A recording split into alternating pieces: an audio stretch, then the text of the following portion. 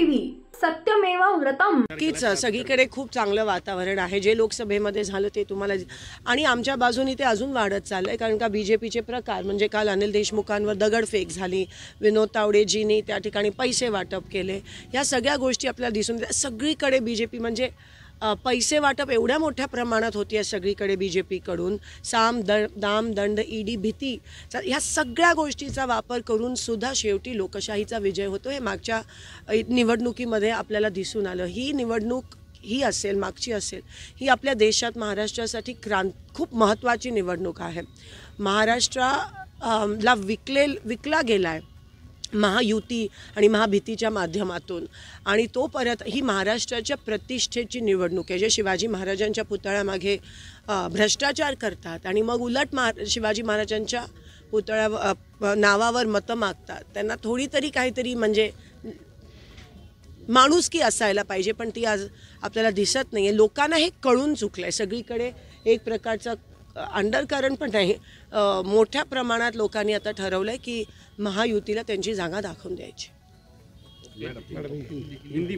आज महाराष्ट्र में मतदान होणे हक्क आपण आज बजावलेला आहात. मतदारांना काय आव्हान करणार? लोकशाहीचा मोठा उत्सव आहे आज. खरंच अर्थात लोकशाहीचा मोठा सण आहे आणि आज तो साजरा केला पाहिजे, कारण का ही लोकशाही आता आपल्या देशात कितपत टिकेल हा प्रश्न निर्माण झाला आहे.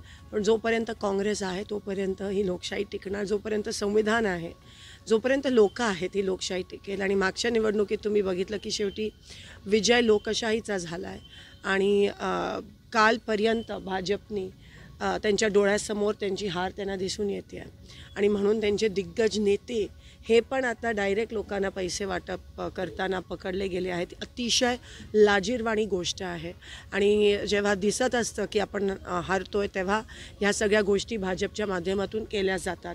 ह्याच्यातून स्पष्ट झालं आहे की महाविकास आघाडीच महाराष्ट्रात सत्ता बनवणार आहे, सत्तेत येणार आहे. आणि पुन्हा एकदा जसं लोकसभेमध्ये झाला तसं ह्या विधानसभेत देखील लोकशाहीचा विजय आणि महाविकास आघाडीचा विजय होणार. सोलापूर दक्षिणमध्ये शिवसेनेकडून अमर पाटलांना उमेदवारी त्या ठिकाणी दिली होती आणि उद्धव ठाकरेंनी भर सभेमधून तुम्हाला आवाहन केलं होतं की तुमच्या प्रचाराला मी आलेलो होतो आणि तुम्ही सुद्धा आता माझ्या उमेदवाराच्या प्रचाराला. सोलापूर साऊथ हा जो आहे हा काँग्रेसचा बॅस्टिन आहे, बालेकिल्ला आहे. इकडे ह्या मतदारसंघाने महाराष्ट्राचे मुख्यमंत्री निवडून दिलेत. आघाडी धर्म आम्ही पाळला. आम्हाला शेवटच्या क्षणाला सांगितलं AB फॉर्म देऊ नका. आम्ही AB फॉर्म दिला नाही, आम्ही विड्रॉ केला.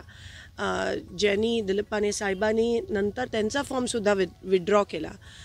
पण काही कारणामुळे इकडे आम्हाला जी फ्रेंडली फाईट पाहिजे होती, जी आम्ही पंढरपूर, ती होऊ शकली नाही.